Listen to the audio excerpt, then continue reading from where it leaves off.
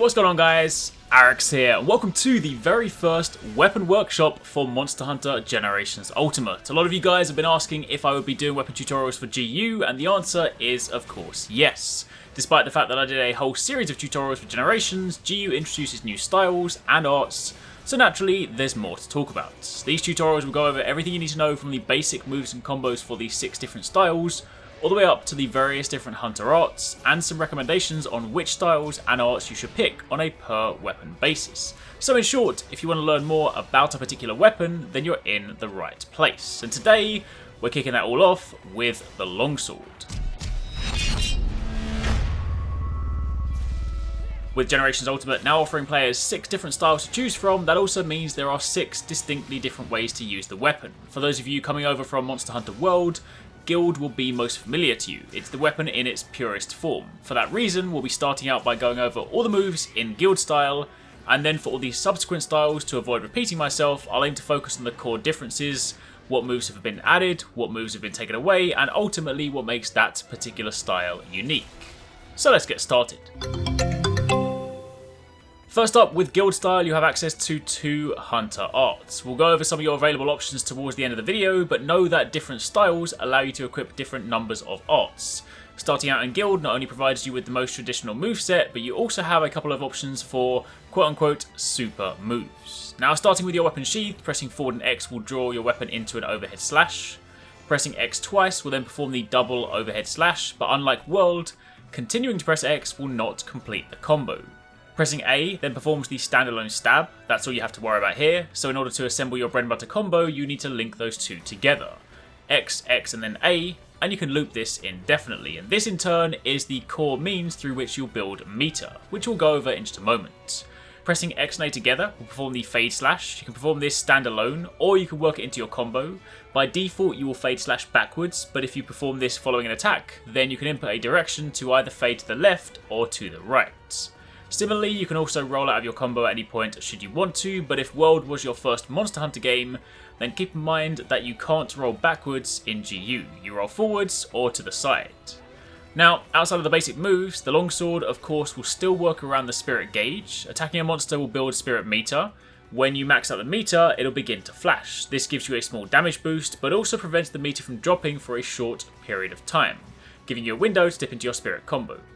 By default, R is your special attack button, so pressing R will perform the spirit slash. The full combo is then 4 consecutive R inputs, and the final hit ends in this big roundhouse slash, and you put your weapon away. Much like in World, this final 4th hit needs to connect with the monster in order to level up the gauge. If it does, first the gauge will go white, then yellow, and then red, with each subsequent level giving you a greater attack boost. So it should go without saying that maintaining red is by far the most important job when using the longsword. Additionally, following a fade slash on X plus A, you can press R to perform the run-in slash. This skips the first part of the default spirit combo, saving a bit of meter, and allows you to finish from there. And if you're running a little bit low on meter, you can then also sneak an X attack in between the first 2 hits of the base spirit combo, so RX, RX, RR. This will often give you just enough to max out that last bit and pull off the final attack. Additionally, whilst jumping off a ledge, you can either press X for a basic attack, or you can press R again to go into your spirit combo. So to round out the guild section, your default combo will be XXA on loop to build meter, and then when the opportunity presents itself, you'll work in your spirit combos to build meter, and ideally maintain red as much as possible. With that in place, you then have the best possible damage boost, and subsequent spirit combos can just be used for damage. Striker style is a great option for those of you that want to take full advantage of your hunter arts, or super moves if you will. Striker style allows you to equip 3, the maximum possible amount, so assuming that you want that to be a core part of your playstyle, then this is something to keep in mind. In terms of changes, when compared to Guild style, in truth there's not a great deal of difference. Your core bread and butter still remains intact, so largely speaking you will play this in a very similar manner to Guild.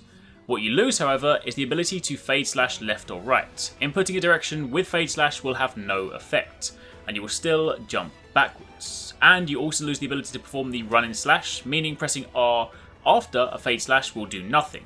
No spirit combo shortcuts. But outside of that, everything remains the same. So when you factor in that you have access to 3 hunter arts and an almost identical moveset, Striker is actually a pretty strong option.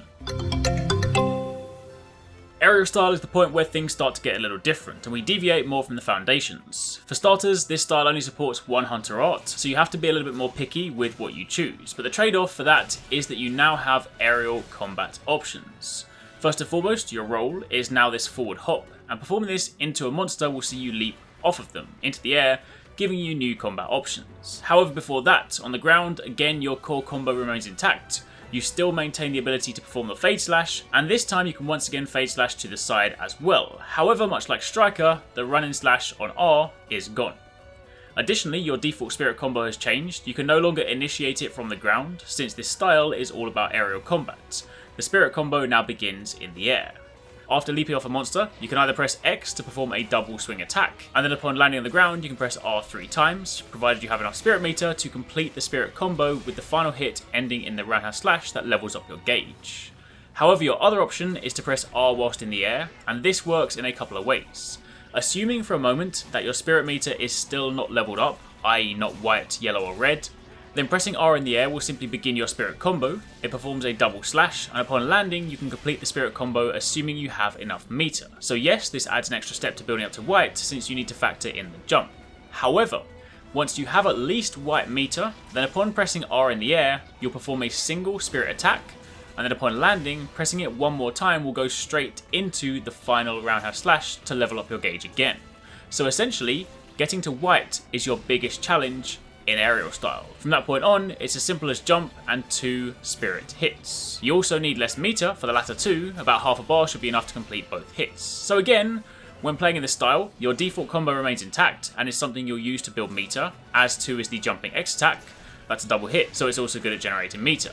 With that built, getting to white can be a little tricky depending on your target, but with that pulled off, you should then very quickly get to red with a couple of well-placed jump Spirit combos. From there, you're free to spam jump slices and Spirit attacks for damage. Adept style, much like aerial style, also only allows you to equip one hunter art, so again, you'll need to be a little more picky with your choices. But this time, the trade-off is one of the more flashy styles for the longsword. See, Adept style essentially allows you to dodge through monster attacks. If you're coming over from Monster Hunter World, see Adept style like having Temporal Mantle on your evades. You dive through an attack, and instead of being sent flying, you perform this fancy flip, and it's following this move that you can pull off your core attacks. Again, your core combos remain intact, so you can still go XXA to build meter. However, Adept style loses the ability to Fade Slash backwards. Now pressing X plus A will by default Fade Slash left, unless you input the alternate direction. And to top it off, the final hit from your Spirit combo is no longer present, at least not through the conventional means. In Adept style, the Spirit combo stops on the 3rd hit, meaning you don't have the default method for leveling up your gauge. Instead, you do this through an Adept dodge. See, if you dodge through a monster's attack and then input a direction towards it, you'll begin running that way. Following this, if you then press X to perform a horizontal running slash, and then following this, you can press R once, and this performs 2 vertical slashes, the second of which levels up your gauge. The cool thing about this is that you don't have to have max Spirit meter either. The X slash gives you enough to complete the motion, making this one of the quickest, easiest and safest styles for getting to red very quickly.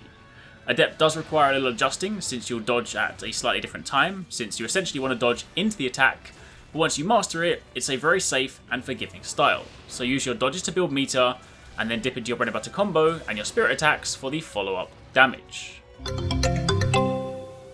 Now, moving on to my personal favourite style for longsword, VALOR. In truth, VALOR longsword is incredibly strong, and it's for that reason you'll also see it used a lot in speedruns. Being one of the new additions in World, VALOR is a high-risk, high-reward stance. It hinges on putting yourself in dangerous positions and using VALOR to turn those dangers into advantages. It'll take some getting used to, and there's a small degree of setup required at the beginning of a fight, but once mastered, it's incredibly good fun and also very powerful. First up, pressing Y to sheath your weapon puts you in VALOR stance. It takes a second or long to sheath your weapon by default, but you can also hold down Y to remain in this stance. In doing so, you lose stamina and a small bit of health, but if you're hit during this, you will evade and build meter, the meter at the top of the screen. Additionally, some of your basic moves are hidden behind the VALOR stance, so you'll need to initiate this before performing them. But any moves you do perform following this stance will also further build meter. This is temporary, however, since when you max out the Brave meter, you then gain access to new moves, and this is when the style comes into its own. So now you can see why I said there's a small degree of setup to begin with. First and foremost, your default bread and butter combo is still intact on XXA, however you completely lose the fade slash on the default X plus A input, and your spirit combo again doesn't have the final hit, and that's because these now fall behind VALOR stance. On top of that, you also don't have white, yellow or red gauge to worry about, since in Brave there's just one colour, blue, and you remain in blue all whilst your Brave meter is maxed out. Holding down Y to assume VALOR stance and then pressing X will perform the run in slash. Holding down Y and then pressing X plus A will allow you to perform the missing fade slash, and holding down Y and pressing R will perform the spirit run in slash. Following this, you can either then press X for a follow-up slash, or R if you have enough spirit meter. All of those moves are used to build VALOR meter, but then once your meter is maxed out and your gauge goes blue, this is when the fun starts. First up, you get an attack boost, much like with other styles when leveling up the gauge, but then you get access to some cool new moves. You have the default fade slash back on X plus A, as well as all your default moves. But then for your spirit combo, first up, you can use it as normal. Now that VALOR meter is maxed, you have your 4-hit spirit combo back, although this one is different. First up, Spirit 1, the first hit has a guard point. See this little flash, this circle effect? If you're hit during that move, you'll counter and attack through it. The timing is a little tricky, but once you get it down, it's incredibly powerful. Following the guard point, you can then press X to reset the combo, or R to go straight into Spirit 3. Spirit 3 is a horizontal run and slash. By default it attacks wide, but if you input a forward direction, it'll move you forward a good distance, making it a great means to close the gap and ensure that the final 4th hit lands. And speaking of which, the 4th hit, the Spirit Finisher, is the same one from the ADEPT style, meaning it doesn't sheath your weapon and does the double vertical slice. Of course, if you don't land the guard point, then you can simply just press R 4 times for the full combo. And since you don't have to level up the gauge from white to red, since blue is your only option, your Spirit combo is literally there for damage. You can also unsheath straight into Spirit 1, provided you have meter, by pressing R plus X plus A. Keep in mind, while your Brave meter is maxed, you still need Spirit meter to perform Spirit moves, so you still need to maintain that as you always would. Now I appreciate there's lots to take in there, so let me just summarise the section by breaking down the core flow for VALOR. You begin the fight with no VALOR or Spirit meter, so you start out by using the VALOR stance to initiate some of your core moves. Remember, by simply being in VALOR stance you can dodge, so you can use it to dodge monster roars and the like. A quick way to build meter is to hold down Y and then press R into X, and upon landing X you can then hold down Y to repeat the combo. But of course keep in mind if you need to reposition, you can still go into the fade slash. With the meter maxed out, dip into your bread and butter combo, XXA to build meter and deal damage, and then use your spirit combo when you have openings. Try to learn the guard point timing, because if you can master this, you can more aggressively attack a monster and use this to create openings where there otherwise wouldn't be. Combat should be a balance of your default combo and your spirit combo, since doing so will help keep the Brave meter topped up. Additionally, you can also hold down Y to go into VALOR stance at any time, should you need to evade. It's a more technical style, but for sure, rewarding once you learn to master it. Then finally, the last style is Alchemy. Alchemy is an interesting one since it equips you with a barrel that you can then shake to create items. However, since the focus of these videos are the weapon, I won't be going over all of the Alchemy items here. I have done a video on that back when Double Cross launched in Japan, so I'll link that down below if you guys want more details. Specific to the weapon, however, Alchemy is the only other style that allows 3 Hunter Arts to be equipped. So again, for anyone that likes to make arts a key part of their playstyle, this is an option. Combo wise, Alchemy is a little different too. This time your core bread and butter combo is all on X, more akin to that of World. Spamming X will do the double slash into the poke. A is then your button for fade slash, and again, there's no back fade slash, only sideways. And X plus A now has no functionality whatsoever. And there's also no run in slash following a fade slash. And while your spirit combo is back to normal, you now no longer have the ability to work X attacks in during the first 2 hits. So move wise, Alchemy is by far the simplest, and while it does give you access to support your team using SP mode or style power, in truth this isn't the best weapon for that choice. Now, with all the styles covered, let's go over the arts. There are 4 weapon-specific Hunter Arts for the longsword. 3 were present in Generations, the 4th was added in Ultimate. Each Hunter Art has 3 levels, and you'll unlock additional levels by completing certain quests in-game. Higher level versions are typically more powerful or last for longer when they're buff type arts, but they also take longer to charge up. Hunter Arts charge up over time in combat, and charge faster if you're using a deviant type weapon. What do we have for longsword? First up, Sakura Slash. This move will see you jump backwards and then dash forward, slicing through the air, leaving additional slashes behind in the process, sort of like one of those over-the-top anime sword fights. Higher levels add additional slashes to the mix, but more importantly, connecting with this will also level up your spirit gauge, so this is handy if you're perhaps struggling to get that gauge maxed out. You then have Unhinged Spirit. This is a buff type art that will temporarily max out your spirit meter, allowing you to spam spirit combos without the meter going down. The higher level versions last longer, so again this is handy if you want to quickly build up to red. Critical Juncture is your counter art. You assume this parry stance, and if you're hit during it, you will then parry the attack and follow up with a deadly counter attack. Since Generations Ultimate doesn't have Foresight Slash from World, this is probably your next best thing if you miss that option. And then new in GU is the Devil's Blade. This is another buff type art. It boosts your attack by around 1.3 for 45 seconds if you have level 3, a little less if you're using the earlier versions, but in doing so it also drains your health. You can land attacks to refill the red portion of your bar, or the temporary damage portion, so it's one of those arts that requires you to play a little bit more aggressively to get the most out of it. Now, that's a lot of information in a relatively short space of time, and if you're coming over from World where there's, for the most part, one way to use the weapon, what do you choose? Well, first and foremost, you should choose what you like the most. Much like armor and weapon choices, there's no right or wrong answer. If you enjoy it, and you can kill the monster, then great. But if you want a recommendation, then for me, it has to be VALOR. VALOR takes a little bit of practice, so perhaps it isn't quite so pick up and play, but when mastered, it really does allow you to be very aggressive. Additionally, the spirit combo not sheathing your weapon on finish means there's much less downtime, and when you master that guard point timing, you can really dive headlong into battle. Given the single art slot, I'd also select Critical Juncture as my hunter art. It's a very powerful counter art, and while you have a natural guard point, it's nice to have this as an additional option. Alternatively, if you plan to play more aggressively, which you kind of should with VALOR, then I do like the new hunter art for the damage boost it provides. Keep in mind, an art like Sakura Slash is largely useless with VALOR, since there's no gauge to level up, so if you're picking this style, then you can forget about that. If, however, VALOR isn't for you, then my second pick would be ADEPT. It's incredibly forgiving, allows you to be very mobile, and is by far the quickest and easiest style to build up to red gauge. Similarly, with this style, I'd also grab Critical Juncture or Devil's Blade as my hunter arts. But that, my friends, is pretty much it. Now, if you've seen my world weapon tutorials before, you'll know that I typically rounded those out with armor skill recommendations and also hunting examples. However, for GU, I'm going to do that as separate videos. I'll follow this tutorial with an example hunt using my chosen style and arts for longsword, so that way you have something to watch if you want to get a better idea as to how the weapon plays out.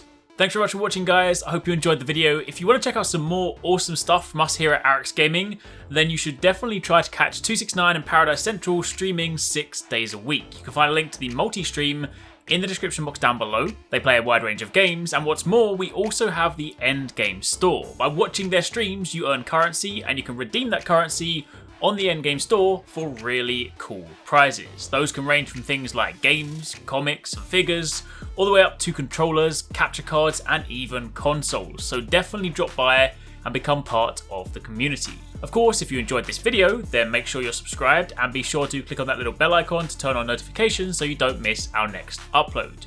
You can watch more videos by clicking on the options here, but once again, thanks very much for watching, take it easy, catch you next time, peace out.